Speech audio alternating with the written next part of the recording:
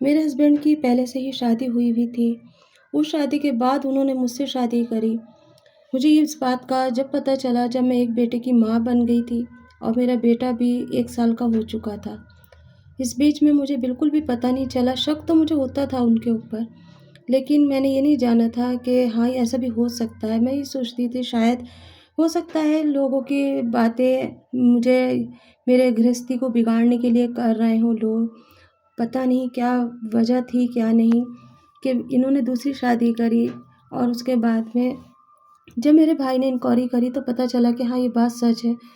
میرے ہسبینڈ سے جب ہم نے پوچھا اس بات کو تو وہ صاف منع کر دیا۔ انہوں نے کہا کہ نہیں، میری کوئی پہلی شادی نہیں ہوئی، تم سے ہی میری شادی ہے۔ وہ صاف مکر گئے اس بات سے۔ پیچھا کرا ہم نے، کافی دن تک میں ان کے پیچھے پیچھے گئی، کافی بار میں ان کے شاپ پر گئی، کافی بار میں وہاں پر جا کے رکی، لیکن اب میرے ہسبینڈ کا مجھ سے رویہ ہی بالکل چینج ہو گیا تھا، کیونکہ وہ اب مجھ سے ایسا لگتا تھا جیسے کہ زبردستی سے ان کا مجھ سے رشتہ جوڑا گیا۔ جب ان کی پہلی شادی ہوئی تھی تو دوسری شادی کرانے کا مقصد ہی کیا تھا، میرے نہیں سمجھ میں آیا۔ میری زندگی برباد کر کے انہیں سب کو کیا ملا؟ میرا بچہ روتا تھا، میرا بچہ کہتا تھا پاپا کے پاس جانا ہے، ماما پاپا کے پاس جانا ہے، لیکن وہ میرے پاس آنے کے لیے تیار نہیں۔ بس وہ مجھے مختصر سا خرچہ دے دیتے اور کہہ دیتے کہ تم یہاں رہو، رینٹ میں بھر دیتا ہوں، باقی سارے خرچے میں پورے کر دیتا ہوں۔ لیکن ایک عورت کو یہی ساری چیزیں نہیں چاہیے، اس کو اس کا ہسبینڈ چاہیے، اس کا پتی چاہیے، لیکن میرے ہسبینڈ کو اس بات کا احساس ہی نہیں تھا کہ مجھے ان کی ضرورت ہے، مجھے ان کا ساتھ چاہیے، مجھے ان کے ساتھ رہنا ہے۔ رات اور دن پھر لڑائیاں ہونے لگی، میں انہیں بلاتی وہ نہیں آتے، کافی دن تلک الگ رہنے لگے، اگر آتے بھی تو دوسرے روم میں جا کے سوتے، مجھ سے بات نہیں کرتے، میرے ہاتھ کا کھانا نہیں کھاتے اور بس چڑے سے رہتے تھے۔ میں بہت پریشان ہو گئی ان ساری چیزوں سے۔ ایک دن میں نے اپنے گھر والوں سے کہا کہ کام کرو، مجھے آ کر کے یہاں سے لے کے جاؤ یا پھر میرا فیصلہ کراؤ، تاکہ ان سے یہ جو بھی بات ہے کلیئر ہوئے، نہیں تو میری زندگی بھی خراب ہے اور ان کی بھی ساتھ میں خراب ہے۔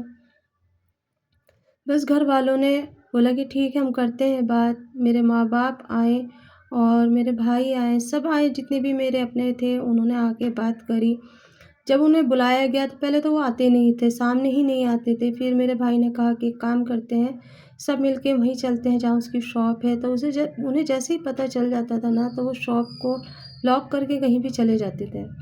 لیکن ایک بار ہم نے اچانک سے جا کے دیکھا تو وہ اپنی پہلی وائف کے ساتھ میں تھے وہاں پہ۔ میں نے ان سے کہا کہ اگر تم نے پہلی شادی کر رکھی تھی تو کم سے کم بتا دیتے، میری زندگی نہ خراب کرتے، میری زندگی کیوں خراب کرتی؟ تو وہ کہنے لگے کہ یہ میں نے اپنی مرضی سے شادی کری ہے، اور جو تم سے شادی کری ہے میں نے اپنے گھر والوں کی خوشی کے لیے کری۔ کس چیز کی خوشی ملی میری زندگی برباد کر کے انہیں؟ ان کے گھر والوں کو کس چیز کی خوشی ملی؟ وہ یہ چاہتے تھے کہ ہم اچھے سے شادی کریں تو کسی اور کی شادی کر کے اس میں رونق کر لیتے، لیکن کہتے نا کہ کسی کی آگ میں کوئی نہیں جلتا۔ آج وہ سب الگ ہیں اور میں پریشان ہوں اپنے بچے کے ساتھ۔ کئی بار میں نے چاہا کہ خودکشی کر لوں، کئی بار میں نے چاہا کہ میں اپنے آپ کو ہی ختم کر دیتی ہوں، کیونکہ ایسے زندگی نہیں کٹتی۔ ایک ہسبینڈ کے بغیر عورت کی زندگی کتنی بیکار ہوتی ہے، اسے کوئی عزت کی نظر سے نہیں دیکھتا، کیونکہ ہر کوئی یہی چاہتا ہے کہ میں اپنے ہسبینڈ کے ساتھ رہوں، اور میری قسمت میں یہ چیزیں تھی نہیں۔ میرے گھر والوں نے بہت کوشش کری کہ کسی طرح سے ہمارا آپس میں بات صاف ہو جائے، لیکن ناکام رہے، سب ناکام ہو گئے۔ آخر کار میں نے پولیس کا سہارا لیا، پولیس کمپلین کری، وہاں پر بھی اس نے پیسے بھر دیے اور وہاں سے بھی میرا کچھ نہیں بن پایا۔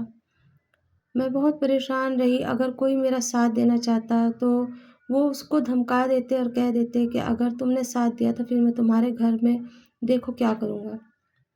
وہ بھی میرا ساتھ چھوڑ دیتے۔ سسرال میں اور کوئی تو تھا نہیں جو میرا ساتھ دیتا، لیکن نہ تو ان کی بہنیں کچھ کہتی، نہ ان کی بھابھی کچھ کہتی، جنہوں نے شادی کرائی تھی، جو شریک ہوئے تھے، وہ بھی کچھ نہیں کہتے۔ ان سب کے پیچھے بھاگتے بھاگتے میں تھک گئی، کیونکہ اکیلی عورت کیا کر سکتی ہے۔ اب میرے ہسبینڈ نے کہا کہ ایک کام کرو، تم اپنے میکے چلی جاؤ۔ غصے میں آ کے میں میکے چلی گئی۔ میکے میں بھی ان کے اوپر کوئی فرق نہیں پڑا۔ جہاں ان کے پاس پیسہ تھا، پاور تھا، جہاں سے میں بھی سورس لگاتی، جہاں سے میں جو بھی کوشش کرتی وہ میری ناکام ہو جاتی، وہ ان کی بات آگے آ جاتی اور میری پیچھے رہ جاتی۔ میں پہلی بیوی نہ کہہ کے دوسری بیوی کہلائی جا رہی تھی۔ پہلی بیوی کا حق تو انہوں نے اسے دے دیا تھا، اس لیے میں دوسری بیوی تھی تو میرا حق نہیں، میری بات نہیں چل پا رہی تھی۔ بہت کوشش کی، پھر اس کے بعد سب سے بڑی بات یہ کہ جہاں میں رہتی ہوں وہاں پر یہ ساری چیزیں ایسی ہیں جیسے کہ بیکار سمجھیے، کیونکہ یہاں کے قاعدے قانون سب الگ ہے، پیسے کے بل پہ چلتے ہیں۔ جہاں پیسہ جو پھینک دیتا ہے وہیں اس کا کھیل شروع ہو جاتا ہے۔ میں کہاں سے لاتی اتنا پیسہ، میرے گھر والے کہاں سے لے کر آتے اتنا پیسہ، اس لیے بس ہم چپ ہو گئے۔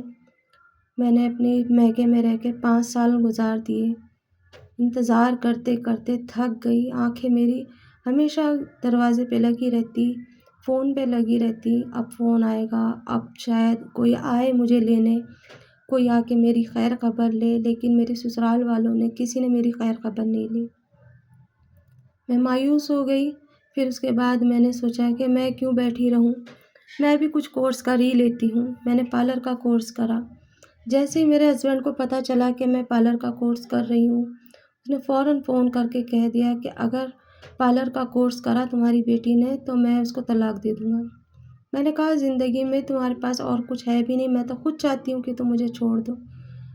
میں نے برابر میں جاتی رہی، لیکن اس نے بس دھمکیوں پہ دھمکیاں دیتے رہا، اور پھر 4 آدمیوں کو ایسا بھڑکا کے بھیجا، گھر پہ چڑھا کے بھیجا کہ ہماری جو لڑائی ہے صرف اور صرف تمہاری لڑکی کے اوپر ہے کہ تمہاری لڑکی پارلر کا کام کیوں کر رہی ہے، کیوں سیکھ رہی ہے، یہ لڑکا اس کو رکھنا چاہتا ہے اور یہ لڑکی اس طرح سے کیوں کر رہی ہے۔ جتنے بھی لوگ تھے سب ان کی طرف ہو گئے، میں پھر اکیلی رہ گئی۔ میں نے کہا چلو ٹھیک ہے، کام کرو تو مجھے گھر لے جاؤ، تو وہ گھر لے آیا، لیکن گھر پہ لانے کے بعد بھی اس نے مجھے گھر پہ تو رکھا، لیکن میرا خرچہ پانی جو بھی ہے وہ دیا اور بعد میں وہ چلا گیا۔ اکیلی عورت اکیلی کیسے رہے، ایسی جگہ پہ کیسے رہے؟ میں اس سے ہمیشہ کہتی رہی کہ چلو تم نے دوسری شادی کری کوئی بات نہیں، لیکن تم مجھے اسی طرف رکھ لو، آس پاس میں رکھ لو، تاکہ میری بھی زندگی گزر جائے، مجھے بھی میرا حق ملے، میرے بچے کو اس کا باپ کا حق ملے۔ لیکن وہ نہیں مانا، اس کا ایک ہی کہنا ہے کہ یہ میں نے گھر والوں کے لیے شادی کی، تو گھر والوں سے تھوڑی میری شادی ہوئی تھی۔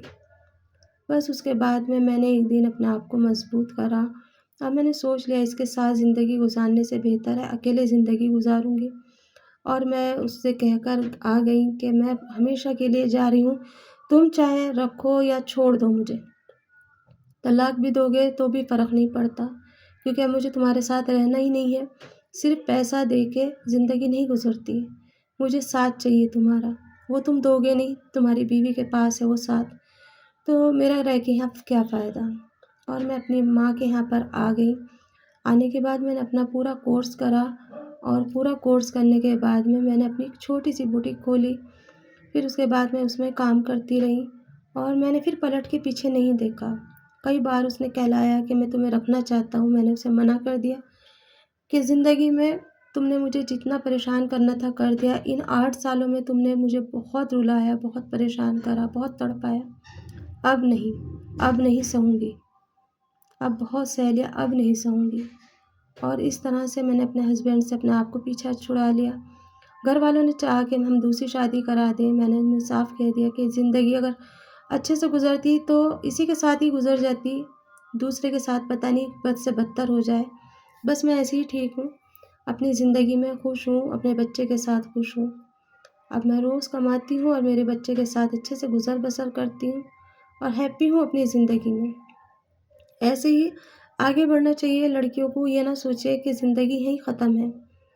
یہ تھی میری کہانی آپ تک پہنچانے کے لیے، اور آپ نے مجھے پیار دیا، اتنا سنا میرے بارے میں، دل سے شکریہ۔ بس یہ دعا کرنا کہ آگے کا جو فیوچر ہے وہ اچھا ہو جائے میرا بھی، اور میں ایسے ہی آگے بڑھتی چلی جاؤں۔ کیا ایک عورت کو صرف پیسے کی ضرورت ہوتی ہے؟ کیا ایک عورت کے لیے پیسہ ہی سب کچھ ہوتا ہے؟ ہسبینڈ کوئی معنی نہیں رکھتا، اس کی ذمہ داریاں کوئی معنی نہیں رکھتی۔ شادی جب انسان کرتا ہے تو یہ سوچ کے کرتا ہے کہ اس کی ذمہ داری بھی اٹھاؤں گا، اسے کما کے بھی کھلاؤں گا، عورت کا کام ہے گھر سنبھالنا اور ہسبینڈ کا کام ہے اس کی ذمہ داریاں اور اس کے خرچے اٹھانا۔ جبھی تو ماں باپ بیاہ کر کے بڑے شوق سے بھیجتے ہیں، اتنا دہیج دیتے ہیں ماں باپ، کاش سارے ماں باپ ایک گھر بھی دے دیا کرتے جو اس کا اپنا ہوتا۔ سب ماں باپ کے پاس اتنا ہوتا کہ ایک گھر دے دیتے تو اسے بھٹکنا نہ پڑتا، اور ہاتھ کے اندر ایک ہنر دے دیتے تاکہ اسے رونا نہ پڑتا۔